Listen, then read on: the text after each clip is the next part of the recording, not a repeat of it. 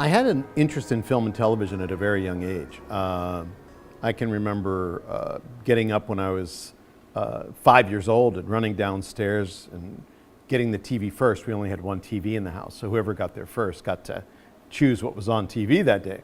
So I can tell you exactly what was on at 6 o'clock in the morning in Pittsburgh in 1960 and 61.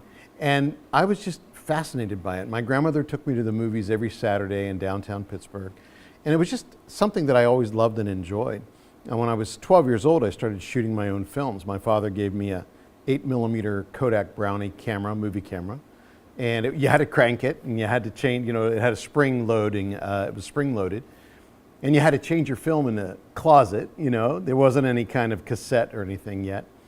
And so I was really passionate about it, and I would use all of my neighbors as my extras and my actors, and I would charge people a quarter to come to my back porch and watch the movies after I was done with them.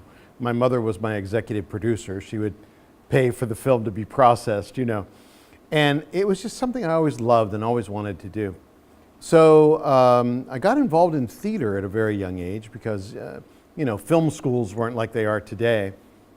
And I was working with regional theaters in Pennsylvania, Characters East, the Muses, a few other, companies. And it was just something it was the only thing I wanted to do. I went to Point Park College, now university, where I teach now, and to study acting in theater, and always with the intention of going to Hollywood when I was done.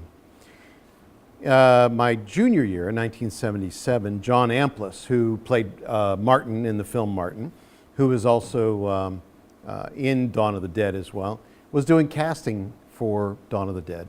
And he came to my acting class at Point Park, and he said, "We need someone to get hit by a truck for $25 as a zombie." And so I jumped up and I raised my hand because I thought everybody was going to jump up and raise their hands. Well, I was the only one standing. So I was sort of cast by default.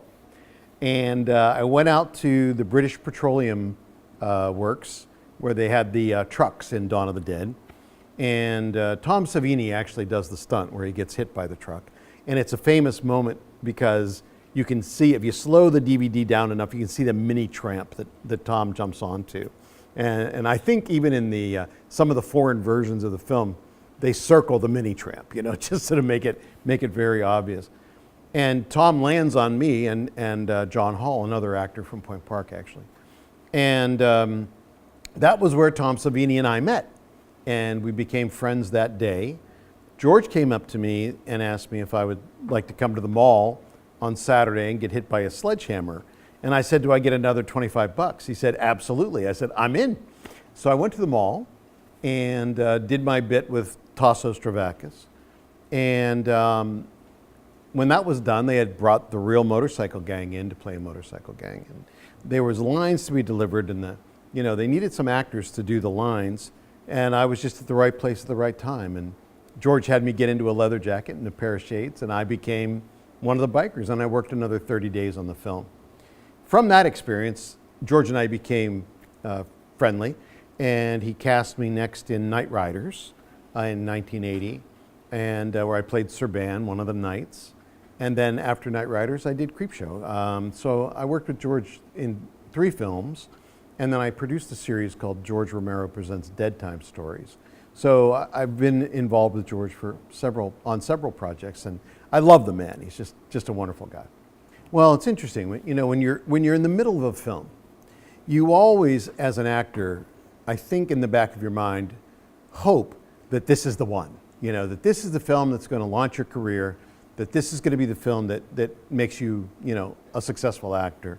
When I was doing Dawn of the Dead, I was so green. It was my first film, and I really didn't get at that point how important of a film it was going to be. We knew it was pretty neat, and it had some really scary moments in it.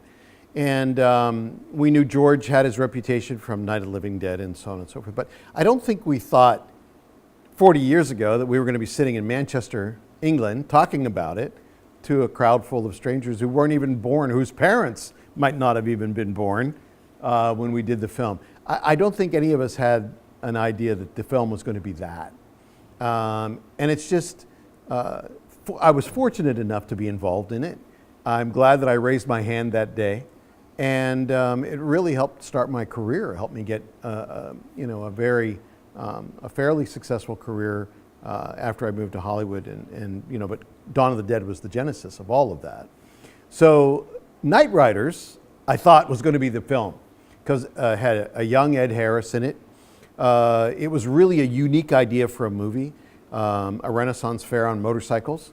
And I thought that was going to be the one. And it was the best summer of my life, 1980. I just had such a great time making Knight Riders. When it came out, we came out against Mad Max. And we just got slaughtered in the box office, you know. So it kind of came and went. But I think to this day, I look at that film and it's a beautiful film, a beautiful message. And it's really a great film to watch. If people watching this have never seen it, they should. And so it was great. You know, Creepshow, Stephen King, it had its, you know, just had earmarks for being a great project. And it was. And to this day, it still holds up as one of the great, I think, horror films of the 80s.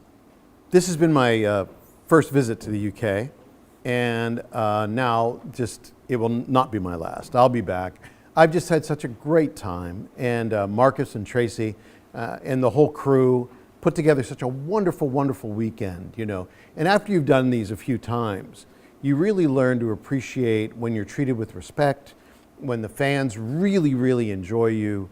And I liked the sort of small batch, you know, intimacy of this show. It was just unbelievably great.